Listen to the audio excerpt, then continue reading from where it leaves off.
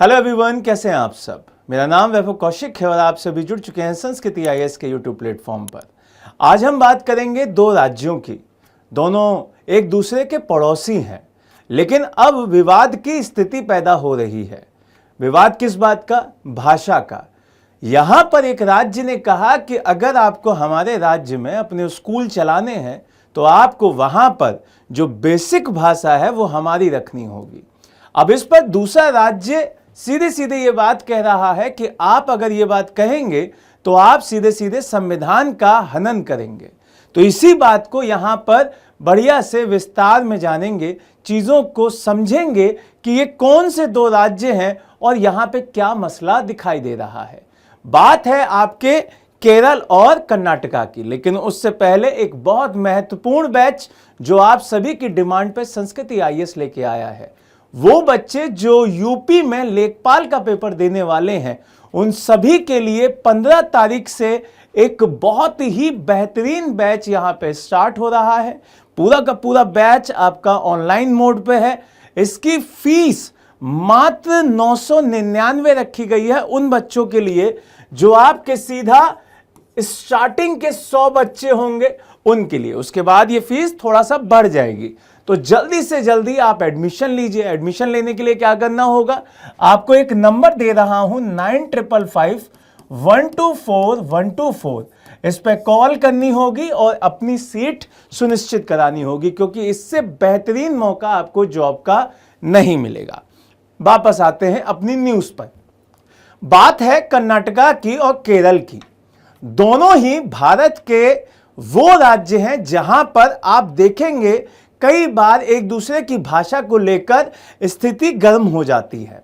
अगर हम लोकेशन की बात करें तो आप लोकेशन में इस राज्य को यहां पर देखेंगे, ये कर्नाटका है, ये केरल है। तो यहां जब आप इस पूरे सेगमेंट में देख रहे हैं लोकेशन, ये आपका केरल हुआ और दूसरी तरफ आपको कौन सा दिख रहा है? कर्नाटक दिखाई दे रहा है।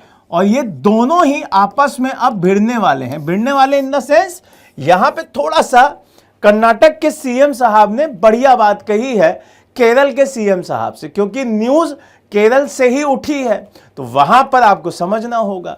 कर्नाटका के CM है सिद्धारमैया।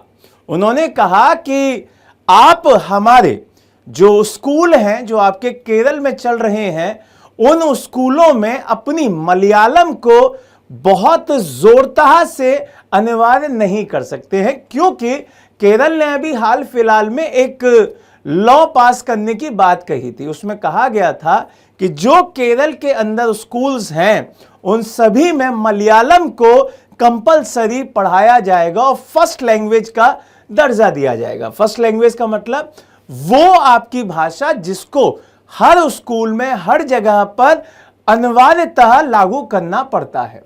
अब यहां से जब आप बात करेंगे इन दोनों राज्यों की, तो दोनों राज्यों की भाषा अलग है।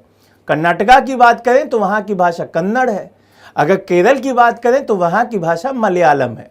अब जो एरिया इन दोनों के बॉर्डर पे आता है, उस बॉर्डर में जो स्कूल हैं, वहां कई सारे स्कूल्स में कन्नड़ भाषा के भी स्कूल हैं, जहां पे कन्नड़ भाषा में पढ़ाया जाता है, चीजें सिखाई जाती हैं। तो केरल के अगर इस लॉ की बात की जाए कि अब हर जगह पे भाषाई जो लॉ है उसको इंप्लीमेंट कर दिया जाएगा, तो वहां पे मलयालम पढ़ानी पड़ेगी। इसी का विरोध कर रहे हैं सिद्धारमैया। उन्होंने एक चिट्ठी लिखी और चिट्ठी में कहा कि केरल के जो CM साहब हैं उन्हें हमसे मिलकर बात करनी चाहिए। इस पूरी सेगमेंट पर एक सही रणनीति बनानी चाहिए, उसके बाद इंप्लीमेंट करना चाहिए, क्योंकि ये जो एरिया है वहां पे आपके भाषाई अल्पसंख्यक लोग रहते हैं। और जब कभी भी भाषाई अल्पसंख्यक लोग दिखाई देंगे तो आपको उस बिहाफ पर कानून को भी देखना पड़ेगा, क्योंकि आर्टिकल नंबर आपका 29 और 30 प्रॉपर संविधान का ये कहता है कि आप अपनी भाषा को बढ़ावा देने के लिए, भाषा के आधार पर अगर कोई अल्पसंख्यक है तो आप उसके लिए इंस्टीट्यूट्स बना सकते हैं। तो अगर आप इसको डिने करते हैं, इसको मना करते हैं, तो यह सीधे सीधे संविधान का हनन माना जाएगा। तो इसीलिए वो ये कह रहे हैं कि एक बार मिलकर बात की जाए। स्कूलों में अगर आप मलयालम पढ़ाना भी चाहते हैं पढ़ाइए, लेकिन हमारी मातृभाषा का जो हमारा अधिकार है कि हम अपनी मातृभाषा में स्टडी करें, वो आप हमसे नहीं छीन सकते हैं, आप उसे कंपलसरी नहीं कर सकते। अगर मैं बात करूं मलयालम की, तो मलयालम 22 जो हमारी भारतीय भाषाएं हैं उनमें से एक है। उसके साथ साथ ये शास्त्रीय भाषा भी है, तो इसी वजह से ये बहुत इंपॉर्टेंट हो जाती है, इसकी वैल्यू बहुत इंपॉर्टेंट हो जाती है।